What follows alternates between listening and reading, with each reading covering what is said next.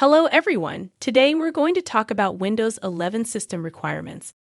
It's essential to know these before you decide to upgrade, to ensure your computer is compatible. First off, let's discuss the processor requirement. Windows 11 requires a compatible 64-bit processor. It's not just about speed, but also about the generation of your processor. Microsoft has provided a list of compatible processors on their website. Next, let's move to RAM and storage. The minimum RAM requirement for Windows 11 is 4 GB, but 8 GB or more is recommended for better performance. As for storage, your device must have at least 64 GB of space. Now, on to the system firmware.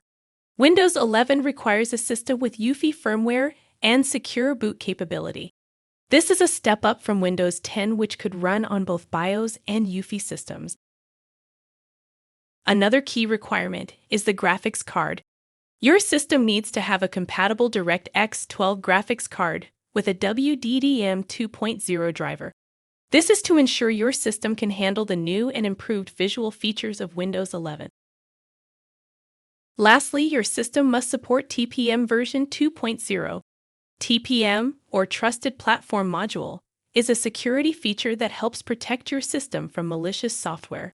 If your system doesn't have this, you won't be able to upgrade to Windows 11. So those are the main system requirements for Windows 11. Make sure your device meets these before you decide to upgrade. Stay tuned for more tech updates, and thank you for watching.